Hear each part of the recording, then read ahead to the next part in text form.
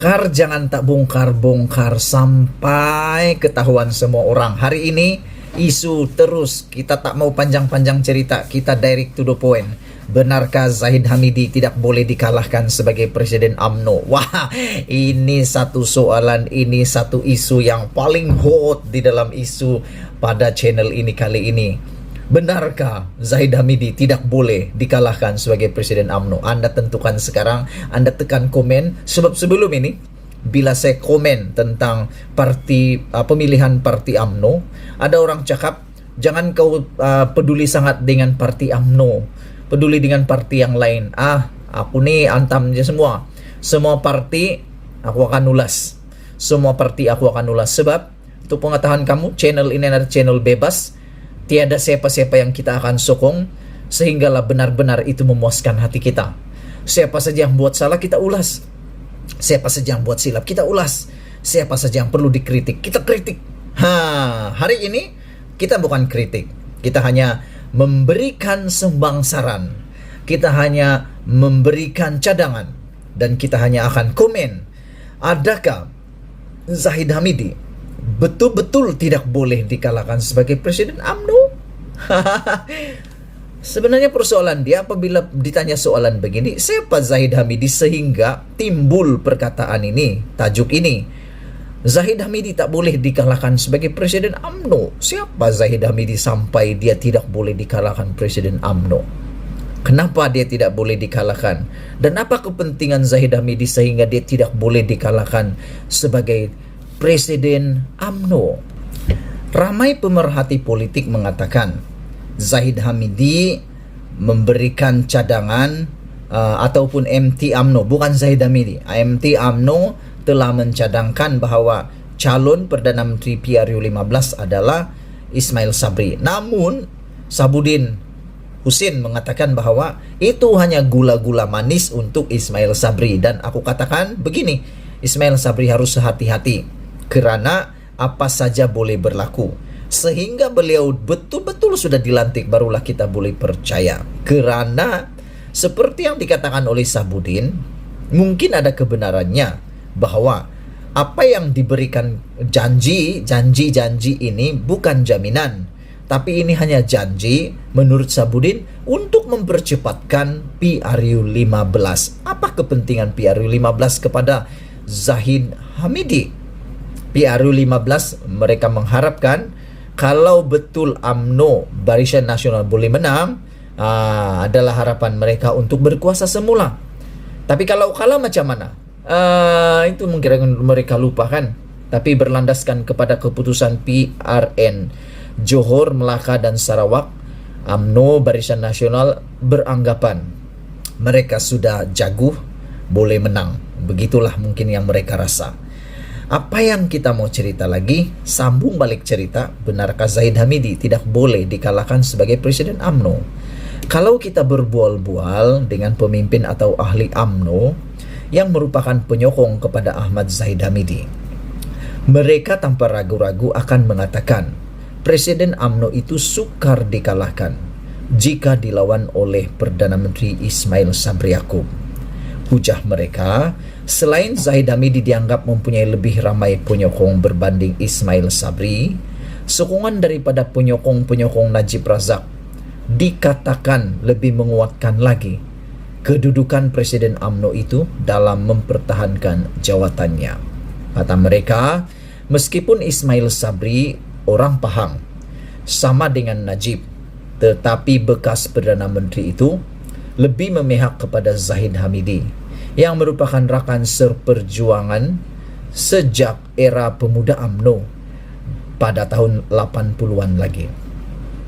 Untuk itu, sekian lama sejak Ismail Sabri dilantik sebagai Perdana Menteri dan terdapat ura-ura beliau mungkin mahu memastikan pemilihan UMNO diadakan terlebih dahulu sebelum PRU15, semua mereka mengatakan sia-sia saja untuk berbuat demikian jika tujuannya untuk membolehkan Ismail Sabri menjadi Presiden UMNO. Ini kerana tambah mereka, naib Presiden UMNO itu tidak mungkin mampu melawan kekuatan dimiliki oleh Zahid Hamidi. Bagi mereka, Ismail Sabri bukan saja tidak mungkin menang, malah ia lebih terdedah untuk dimalukan sebagai Perdana Menteri yang kalah bertanding jawatan Presiden UMNO. Secara sepintas lalu, demikianlah gahnya keyakinan penyokong Zahid Hamidi terhadap bekas timbalan Perdana Menteri itu yang kini sedang sibuk menghadiri perbicaraan dengan kes terkumpul yang dihadapinya di mahkamah berjumlah 87 kes semuanya.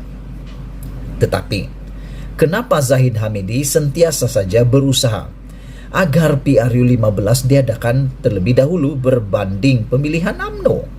Anda fikirkan sekarang. Kalau beliau begitu yakin Ismail Sabri tidak mampu mengalahkannya, kenapa masih takut mengadakan pemilihan UMNO mengikut jadwal?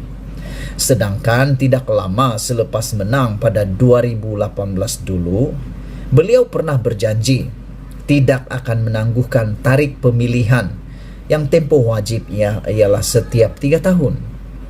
Tidakkah jika diadakan pemilihan UMNO terlebih dahulu dan sekiranya Zahid Hamidi berjaya mempertahankan jawatannya, kedudukannya akan lebih dihormati dalam menerajui UMNO menghadapi PRU 15. Yang peliknya, usaha Zahid Hamidi mahu menangguhkan pemilihan UMNO bukan sekadar menggunakan tempo peruntukan 18 bulan yang sedia dibenarkan oleh Perlembagaan Parti melalui ketetapan yang dipersetujui MT, bahkan sehingga meluluskan usul dalam PAU 2021 baru-baru ini bahwa pemilihan UMNO hendaklah diadakan 6 bulan selepas pilihan raya dilangsungkan. Dalam hal ini, Timbalan Presiden UMNO Muhammad Hassan dalam ucapan penggulungan PAU 2021 dan sebagai penyokong usul berkenan berkata, dengan lulusnya usul tersebut, sekiranya PRU 15 diadakan pada tahun 2030 sekalipun, tetapi pemilihan UMNO tetap diadakan 6 bulan selepasnya. Kenapa untuk menangguhkan pemilihan UMNO dan agar ia diadakan selepas PRU 15 sampai perlu diluluskan usul dalam PAU? Adakah ini tanda yang sahih Zahid Hamidi tidak boleh dikalahkan dalam pemilihan UMNO? Kemudian, dalam mesyuarat MT pada 14 April lalu, diputuskan bahawa UMNO akan mengadakan perhimpunan agung khas pada 14 Mei depan bagi meminda perlembagaannya berkaitan usul yang diluluskan oleh PAU 2021 baru-baru ini. Ini bermakna ketetapan bahawa pemilihan UMNO hendaklah diadakan 6 bulan selepas pilihan raya sebagaimana dipersetujui dalam usul PAU 2021 bukan sekadar terpakai untuk PRU 15, tetapi juga terpakai untuk semua pilihan raya umum selepas ini kerana ia sudah menjadi sebahagian daripada perlembagaan.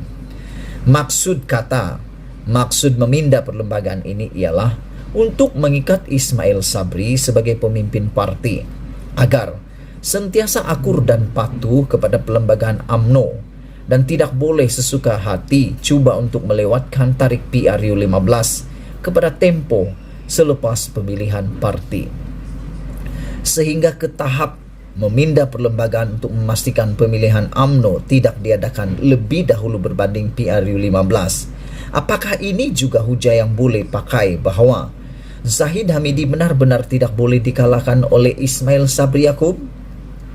Jika benar-benar berani berlawan, lebih-lebih lagi kononnya tidak boleh dikalahkan kerana ada ramai penyokong, ditambah dengan sokongan daripada bosku lagi, kenapa Zahid Hamidi takut berdepan realiti pertandingan dan asik dengan agenda menangguh-nangguhkan pemilihan?